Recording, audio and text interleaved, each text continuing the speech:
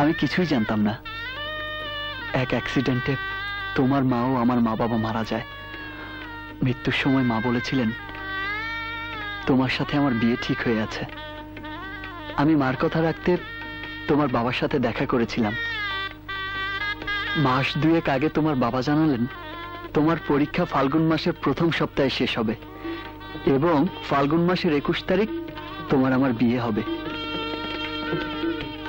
আমি বিদেশের কাজ তাড়াতাড়ি শেষ করে চলে এসেছি। তুমি হয়তো জানতে চাইবে কেন। আজ তোমায় সত্যি বলতে কোনো দ্বিধা নেই। জানো, মা যখন তোমার সাথে বিয়ে ঠিক করেছে তখন থেকেই আমি তোমায় ভালোবেসে ফেলেছি।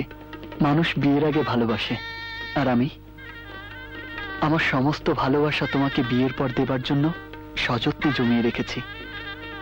মৌমাছি যেমন তিল তিল করে মধু সঞ্চয় করে, তেমনি আমি তিল তিল করে তোমার জন্য ভালোবাসা সঞ্চয় করে রেখেছি।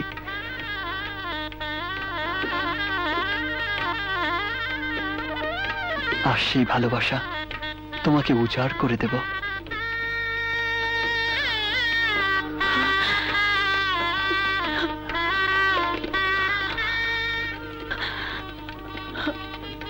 আমি বুঝতে পেরেছি, বাড়ির কথা মনে করে তুমি কাঁদছো। আমি তোমাকে এত ভালোবাসবো যে তুমি সব কান্না ভুলে যাবে। কিন্তু আমি তো আপনাকে একটু ভালোবাসা দিতে পারবো না। আমি জানি এটা তোমার অভিমান, কারণ স্ত্রীর বুকে স্বামীর জন্য বুক ভরা ভালোবাসা সঞ্চিত থাকে। থাকে, যদি সেই স্ত্রী কাউকে বিয়ের আগে ভালোবেসে না থাকে। আমি একজন ব্যর্থ প্রেমিকা।